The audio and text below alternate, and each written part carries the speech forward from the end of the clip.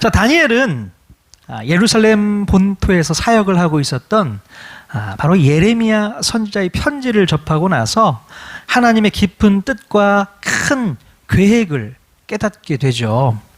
자, 바벨론 포로 생활이 70년 동안은 진행이 된다는 그 사실을 깨닫고서 하나님 앞에 회개하면서 간절하게 기도하는 것을 우리가 지난주에 살펴볼 수 있었습니다. 여러분, 다니엘 때부터 주여 3창이 시작되었다는 거 여러분 알고 계십니까? 우리가 가끔 기도회 때 주여, 주여, 주여, 주여 3창 하시잖아요. 그게 다니엘 때부터 생긴 거예요. 말씀 찾아볼게요. 다니엘서 9장 19절 말씀 같이 읽겠습니다. 시작. 주여 들으소서, 주여 용서하소서, 주여 귀를 기울이시고 행하소서. 아멘. 주여 들으소서, 주여 용서하소서, 주여 행하소서. 앞으로 여러분들이 주여 3창을 하면서 기도를 할 때에 이거 꼭 잘 생각하시면서 주여 3창 하십시오. 무조건 주님을 부르짖는 그런 게 아니고 뜻이 있고 의미가 있습니다. 주여 들으소서, 주여 용서하소서, 주여 행하소서. 아멘. 자, 다니엘은요, 하나님의 말씀을 깨닫고 기도를 통하여서 간절한 심령으로 나아가게 됩니다. 그랬더니 어떤 일이 벌어졌는가? 우리가 지난주에 보진 않았지만 그 뒤에 바로 가브리엘 천사가 다니엘에게 나타나서 이렇게 말을 건네게 됩니다. 어떤 말을 해줬나? 다니엘서 9장 23절 말씀 같이 읽겠습니다. 시작. 곧 네가 기도를 시작할 즈음에 명령이 내려졌으므로 이제 내게 알리러 왔느니라. 너는 크게 은총을 입은 자라. 그런즉 너는 이 일을 생각하고 그 환상을 깨달을지니라. 아멘. 자, 가브리엘 천사가 뭐라고 말을 했습니까? 바로 다니엘이 기도를 시작할 즈음에 명령이 내려져서 바로 환상을 알려주려고 왔다. 이렇게 이야기를 합니다. 자, 우리가 여기에서 매우 중요한 사실 하나 깨달을 수 있게 되는데요. 다니엘이 기도를 시작할 때에 바로 그 즉시 하늘에서 명령이 떨어졌다는 겁니다. 기도를 시작할 즉시에 하늘에서 명령이 떨어졌다는 내용이에요. 마찬가지로요, 우리가 기도를 시작하게 되면 바로 그 즉시 하늘에서 명령이 내려진다는 사실을 여러분 기억하실 수 있기를 바랍니다. 우리가 이 믿음 가지고 기도를 해야 되는 거예요. 기도하면서 이게 될까? 이게 응답이 될까? 그 생각 가지고 여러분 기도하시면 절대 응답 나오지 않습니다. 우리가 기도한 즉시 하나님께서 응답해 주실 것이다. 그 믿음으로 기도하셔야 됩니다. 그러면 하나님께서 기다렸다는 듯이, 정말 네가 그 기도할 걸 내가 기다리고 있었어, 기다렸다는 듯이 바로 응답을 내려주신다는 거예요. 그걸 믿으실 수 있기를 바랍니다. 자, 그런데요, 우리가 지금까지 하나님 앞에 기도를 해도 하나님의 뜻을 깨달을 수 없었던 이유가 있었어요. 도대체 왜 그랬을까요? 왜 하나님의 뜻을 깨달을 수 없었을까요? 뭐가 문제이길래 우리의 기도에 응답이 없으셨던 것이었을까? 자, 바로 우리가 지금까지 제대로 된 기도, 온전한 기도를 하지 못했기 때문이라는 거예요. 만약에 우리가 온전한 기도를 시작만 한다면 그 기도를 시작함과 동시에 하나님의 명령이 우리에게 분명히 내려줄 줄로 믿습니다. 우리가 그 믿음, 그 온전한 기도를 가지고 나아가야 돼요. 자, 그렇다면 다니엘은 어떤 계기가 있었길래 하나님께 응답받은 기도, 온전한 기도를 드릴 수 있었을까? 우리가 지난주에 잠깐 이야기를 나누었었는데요. 다니엘이 하나님께 회개의 기도를 시작하게 된 계기가 뭐라고 말씀을 드렸어요? 바로 예레미야 선지자가 보내준 편지를 읽고서 바로 하나님의 뜻을 깨닫는 계기가 있었다고 말씀드렸잖아요. 네, 어떤 편지를 보냈었는가? 우리 예레미야 29장 1절 자, 같이 한번 읽어보겠습니다. 시작. 선지자 예레미야가 예루살렘에서 이 같은 편지를 느부갓네살이 예루살렘에서 바벨론으로 끌고 간 포로 중 남아있는 장로들과 제사장들과 선지자들과 모든 백성에게 보냈는데, 네. 자, 29장 3절도 한번 더 읽겠습니다. 시작. 유다의 왕 시드기야가 바벨론으로 보내요. 바벨론의 왕 느부갓네살에게로 가게 한 사반의 아들 엘라사와 힐기야의 아들 그마랴 편으로 말하되, 네. 바로 남유다의 마지막 왕이었던 시드기야가 엘라사와 그마랴라는 두 사신을 바벨론으로 보내게 됩니다. 바로 그때 예레미야가요, 그 사신들 편에 이 편지를 써서 하나님의 메시지를 전달하게 되었다는 것입니다. 여러분 꼭 기억하셔야 돼요. 바로 그 편지를 다니엘이 보게 되었던 것이고, 또 누가 이 편지를 봤다고요? 바로 에스겔이 그 편지를 읽어 보았을 것입니다. 자, 그렇다면 예레미야가 그 편지에 어떤 내용을 써서 보냈을까요? 바로 오늘 그 내용을 우리가 살펴보면서 다니엘이 했던 이 기도의 비법을 우리가 한번 배워보도록 하겠습니다. 자, 우선 바벨론으로 끌려간 이 포로들은요, 예루살렘에서 온 편지를 받아 들고서 무슨 기대를 했을까요? 와, 본국에서 예레미야가 편지를 보내왔대. 야, 우리 그 편지 한번 읽어보자. 무슨 내용이 있을까? 아마도 이런 기대를 하지 않았을까요? 여러분들 조금만 참고 있다면 하나님께서 여러분들을 구원해 주실 것입니다. 얼마 되지 않아서 여러분들은 다시 본국으로 돌아올 수 있습니다. 그때까지 참고 인내하십시오. 자, 이런 희망의 메시지를 기대했을지 모릅니다. 자, 그런데 바벨론 포로들이 그 편지를 읽고서 좌절과 절망을 겪게 되는 것을 볼 수 있어요. 자, 예레미야 29장 5절, 6절을 보시면 뭐라고 기록되어 있었나? 같이 한번 읽어보겠습니다. 시작. 텃밭을 만들고 그 열매를 먹으라. 아내를 맞이하여 자녀를 낳으며 너희 아들이 아내를 맞이하며 너희 딸이 남편을 맞아 그들로 자녀를 낳게 하여 너희가 거기에서 번성하고 줄어들지 아니하게 하라. 아멘. 여러분, 바벨론으로 끌려오는 바람에 예루살렘에 처와 자식과 남편을 두고 생이별을 했는데 이제 이 타국 땅에서 뭘 하라는 얘기입니까? 다시 결혼해서 자식도 낳고 살라는 겁니다. 집도 짓고 텃밭도 가꾸고 열매가 열면 그거 따먹을 생각하면서 살라는 거예요. 한마디로 너희들이 고향으로 돌아갈 일은 없다. 이 얘기가 쓰여져 있는 것입니다. 그러니 헛된 생각, 헛된 기대, 헛된 희망은 내려놔. 그렇게 들렸을 거예요. 자, 지금 예레미야 선지자를 통해서 하나님의 뜻을 전달받은 이 포로민들의 마음이 어땠을까요? 잘 한번 생각해 보십시오. 그들은 한 가닥 희망이 완전히 깨져버리게 되는 것을 경험하게 됩니다. 좌절과 절망감을 느끼게 되었을 것입니다. 10절 말씀해 보니까 70년이 차면 그때서야 돌아올 수 있을 것이다 라고 말을 듣게 되잖아요. 얼마 만에 돌아온다고요? 70년 만에. 여러분, 말이 70년이지. 지금 포로로 끌려온 사람들의 나이를 따져보면 살아서 고향으로 돌아가기가 쉬울까요? 어려울까요? 포로로 끌려왔습니다. 아이가 아니고서 한 20세 정도 된다고 해보세요.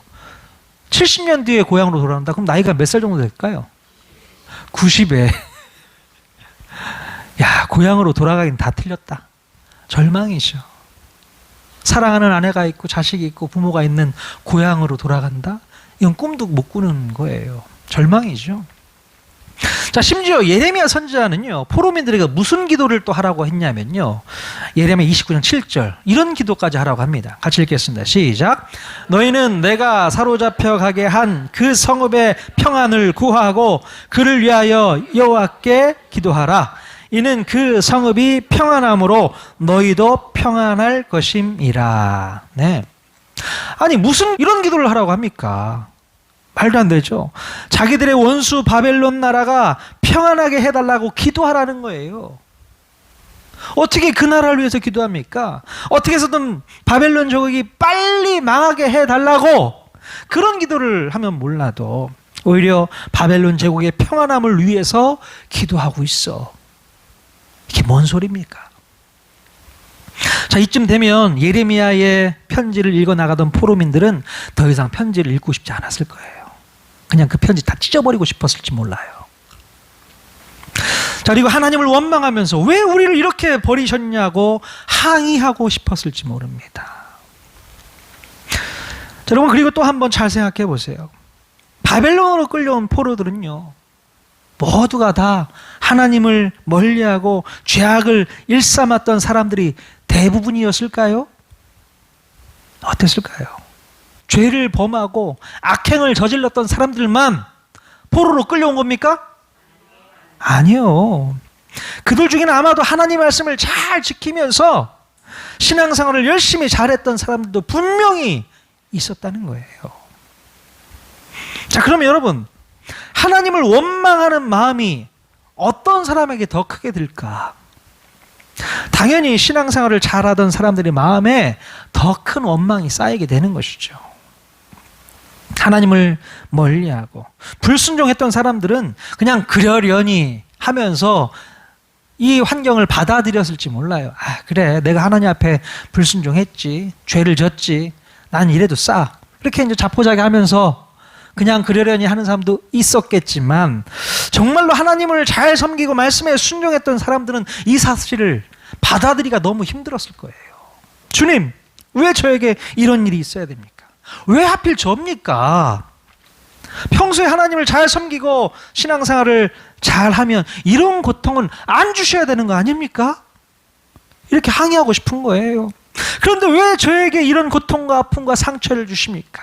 제가 뭘 그렇게 잘못했습니까?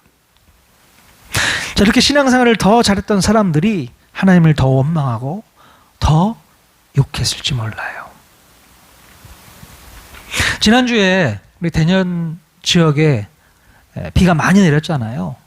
특별히 정림동 지역에 홍수가 나가지고 한 아파트 주차장에 차량이 한 50대 정도가 침수가 돼서 피해를 입었었잖아요.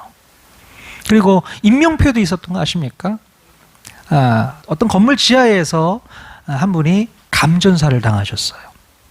그런데 알고 보니까 그분이요, 제가 멀리 알고 있던 분이더라고요. 예전에 있던 대흥교회에서 함께 사역을 했었고 개척을 하셨던 교회 목사님이신 거예요. 침례교 목사님이세요. 그래서 문자로 제가 받아봤는데, 목사님이 뭐 때문에 어떻게 해서 감전사가 됐는지 모르겠지만 너무나도 안타까운 것이죠. 하나님의 일을 위해서 열심히 달려나갔던 목사님이시잖아요. 그 가족은 어떡합니까? 안타깝죠. 하나님 왜 하필 하나님을 위해서 열심히 달려나가는 이분을 데려가셔야 되는가? 가족들도 하나님 앞에 원망이 컸을지 모르겠어요. 우리 가정에 왜 이런 아픔과 이런 고통이 있어야 되는 겁니까? 여러분, 이렇게 바벨론 포로들은요, 예레미야의 편지에 담긴 이 하나님의 말씀을 듣고서 아마도 마음이 더 다쳐버렸을 거예요. 다쳐버리죠.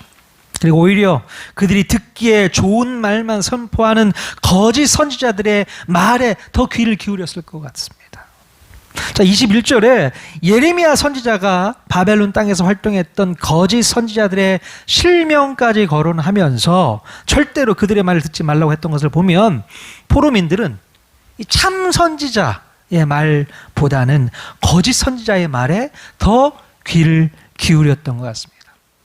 여러분 같으면 누구의 말을 더 들으려고 했겠습니까? 어떤 선지자의 말을 듣겠어요?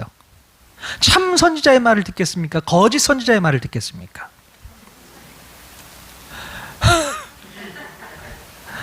보통 여러분, 우리는요, 인간은 듣기에 좋은 말만 선포하는 그런 말을 들으려고 한다는 거예요. 인간의 성향이 그렇습니다. 듣고 싶은 말만 듣는 거예요. 나에게 좋은 일이 있을 거다, 금방 돌아갈 수 있을 거다, 금방 해방이 될 거다, 그 말이 더 잘 들리잖아요.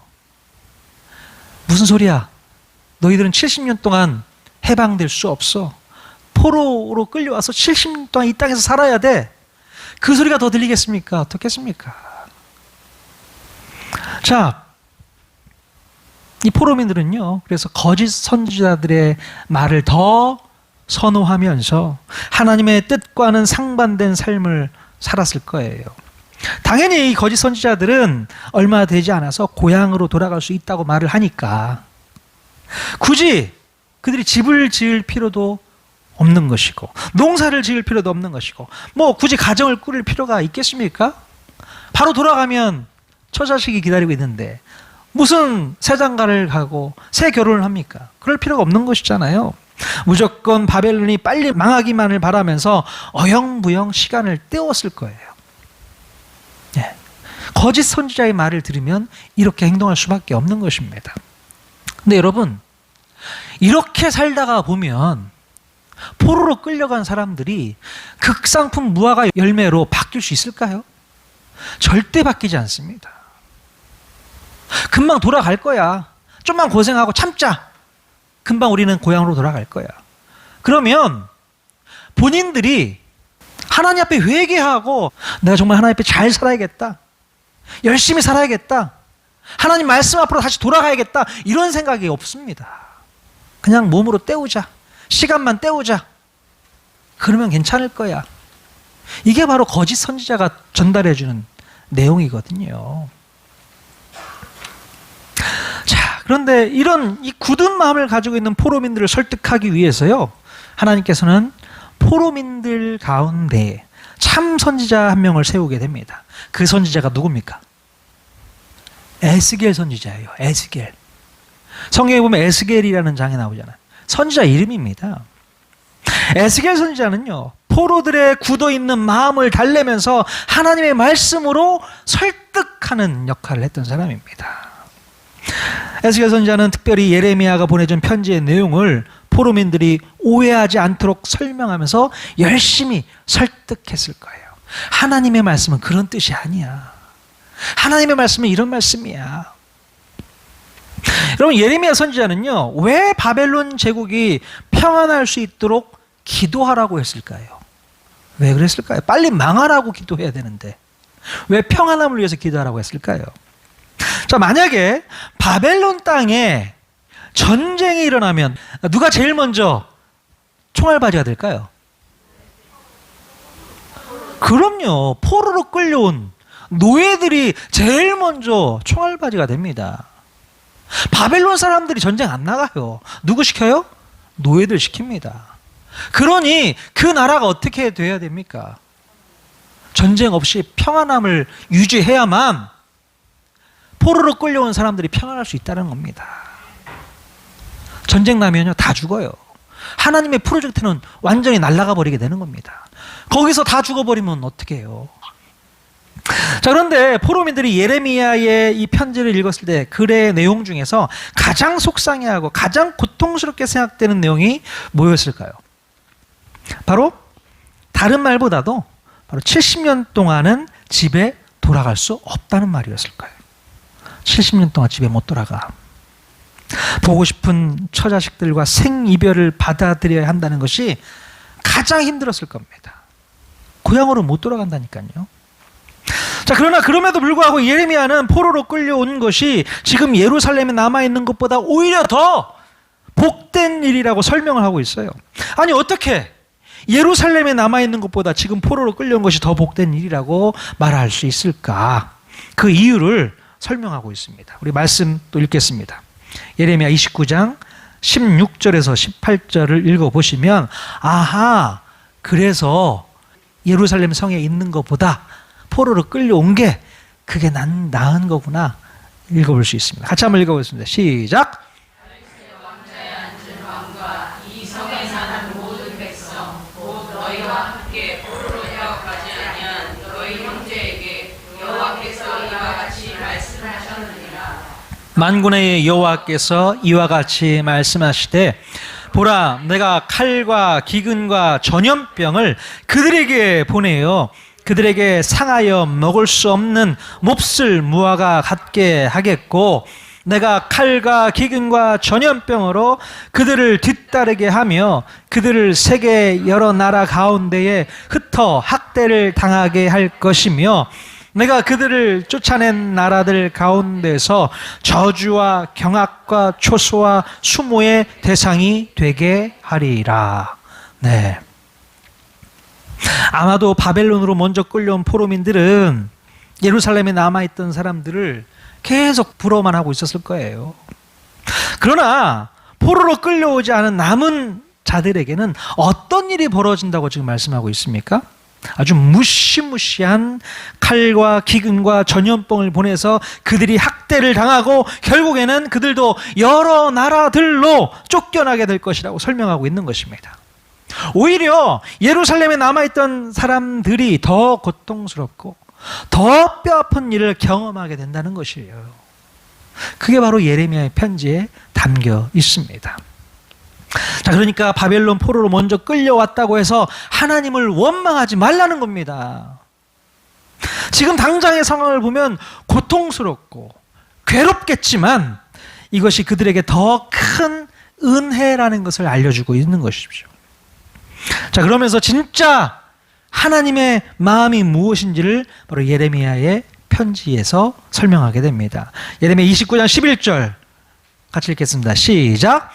여호와의 말씀이니라. 너희를 향한 나의 생각을 내가 아나니 평안이요 재앙이 아니니라. 너희에게 미래와 희망을 주는 것이니라. 아멘. 그럼 하나님의 진짜 마음은요, 남유다 백성들에게 재앙을 주기 위함이 아니라는 거예요. 오히려 백성들에게 평안함을 주고 또 뭘 준다고요? 미래와 희망을 주는 것이 목적이라고 설명하고 있습니다. 너희들이 그냥 그렇게 살다가는 진짜 미래도 없고 진짜 희망도 없기 때문에 너희들에게 진짜 미래와 희망을 선물하기 위해서 포로로 끌어왔다, 그 얘기를 하고 있는 것입니다. 그럼 이런 하나님의 마음과 심정을 포로민들이 이해를 했을까요? 아니요. 이해하기가 쉽지는 않았을 것입니다. 포로민들은 정말 하나님께서 우리에게 미래와 희망을 주실 거면 우리를 해방시켜 주셔서 본국으로 보내주셔야 그것이 우리를 위한 것이라고 생각을 했을 것입니다.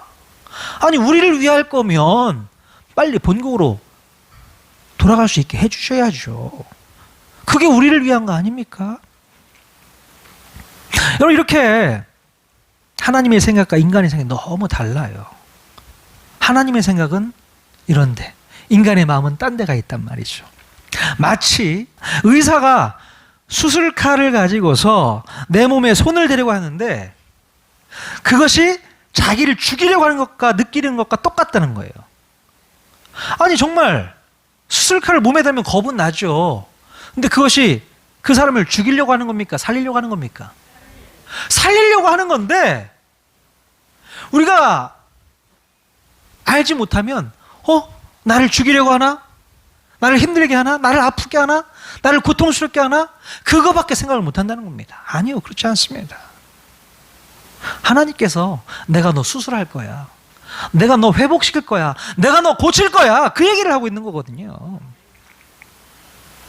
우리 인간은 지금 당장 눈에 보이는 것이 더 중요하다고 생각을 합니다.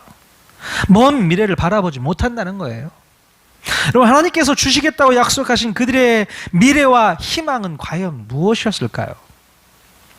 바벨론 포로 70년의 시간 동안 하나님께서는 아주 놀라운 계획을 갖고 계셨어요. 바로 그들의 자녀 세대들을 향한 하나님의 놀라운 꿈 이야기를 하고 있는 것입니다.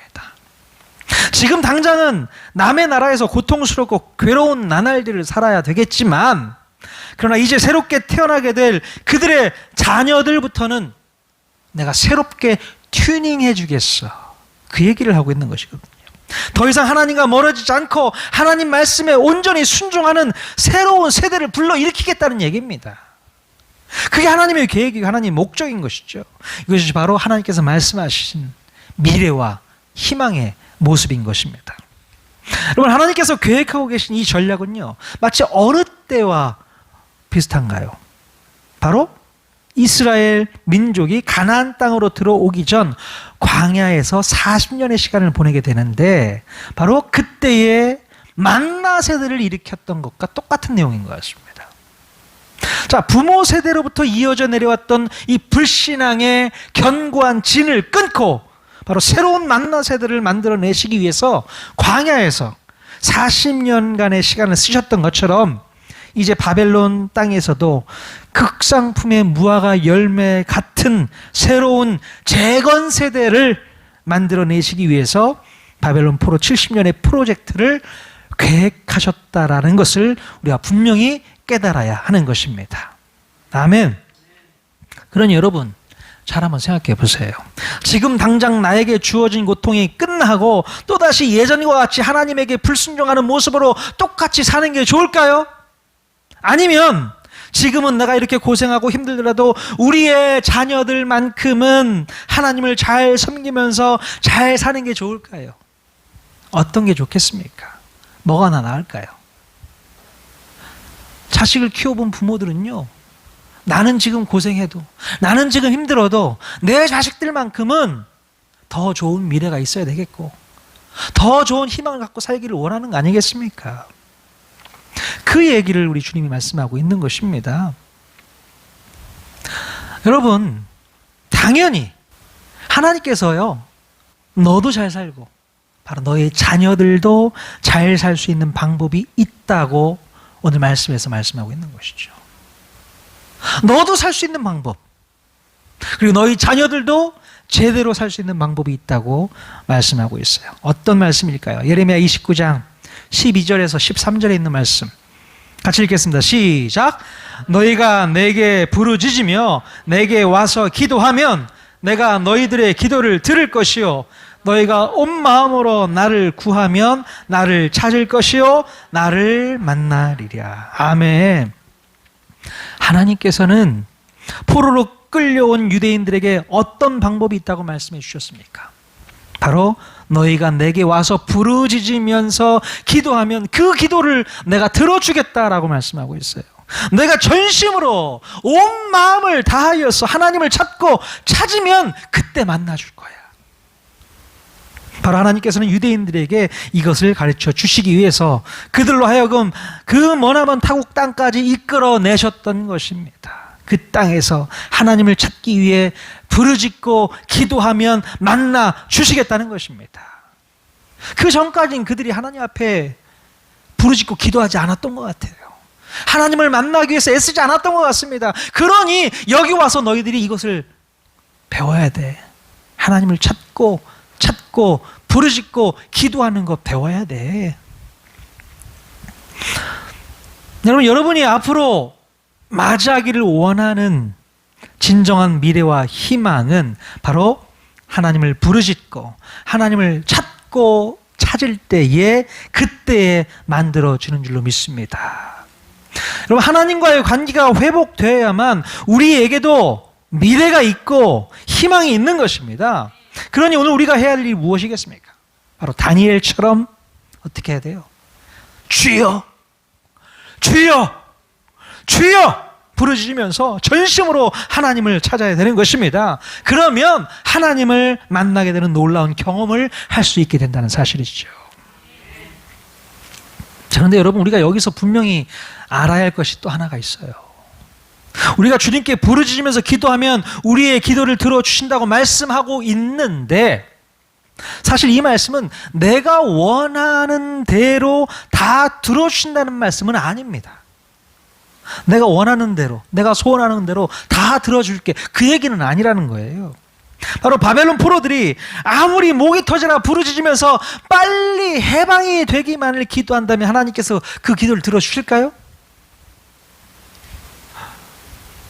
70년 얘기하셨잖아요. 근데 하나님, 전심으로 제가 기도합니다. 빨리 해방될 수 있게 해주십시오. 70년이 아니라 한 10년만 살다 돌아가게 해주세요. 이런 기도하면 하나님께서 그 기도 들어주실까요? 안 들어줘요. 절대로 이미 정해놓으신 70년은 바뀌지 않는 사실입니다. 하나님께서 정해놓으신 것을 우리가 마음에 들지 않는다고 해서 억지로 바꾸려고 하면 안 되는 거예요. 그것은 주님의 뜻이 아니잖아요. 그럼 우리가 하나님께서 우리에게 정해놓으신 상황은 절대 바뀌지 않는다는 것을 알아야 됩니다. 그러나 정말로 놀라운 것은 우리가 하나님을 찾고 부르짖으면서 만나게 되면 우리에게 주어졌던 그 어려운 상황은 그 순간부터 전혀 문제가 되지 않는다는 겁니다. 이 축복을 누릴 수 있게 된다는 거예요. 그 힘들고 어려운 상황은 어느 순간 눈에 보이지를 않습니다. 왜 그럴까요? 왜 그럴까요? 오직 내 눈에는 하나님만 들어오기 때문에 그 환경과 상황이 내 눈에 보이지 않는 겁니다. 상황은 바뀌지 않아요. 환경은 바뀌지 않습니다. 그러나 하나님을 만나게 되면, 하나님을 경험하게 되면, 내가 지금 힘들고 어렵고 고통스럽고 고난 가운데 있다 하더라도 그것이 나에게 고통스럽게 하지 않습니다. 그거 치워달라고, 그거 없애달라고 기도할 이유가 없다는 거예요. 왜요? 하나님을 만나고 하나님을 경험하면 그게 다 묻혀요. 다 묻혀버립니다. 별게 아닌 게 돼버리는 것이죠. 근데 하나님을 못 만나면, 하나님을 경험하지 못하면 그게 계속 내 눈에 밟히는 거예요. 그러니 맨날 그거 없애주십시오, 그거 치워주십시오, 그 따위 타령만 하고 있는 것이죠. 물론 너무나 그것 때문에 힘들고 어렵고 고통스럽습니다. 근데 하나님께서 말씀하는 게 뭐냐? 네가 지금 해야 될 기도는 나를 찾는 거야. 나를 만나는 거야. 온전히 부르짖고 찾는 것부터 시작해야 되는 거야. 자, 그렇다면 여러분, 우리가 이제부터 바르게 고쳐 나가야 될 신앙생활은 어떤 모습이어야 될까요? 우리가 지금 겪고 있는 상황과 환경을 바꿔내려고 애쓰기보다는 바로 하나님을 인격적으로 만나고 깊이 있게 경험하는 것에 모든 것을 다 쓰셔야 됩니다. 주님을 만나는 것에 다 쓰십시오. 신앙생활을 아무리 오랫동안 했어도 우리가 하나님을 진정으로 만나지 못했다면 우리는 여전히 실패하고 좌절하고 절망하고 죄 가운데 살 수밖에 없어요.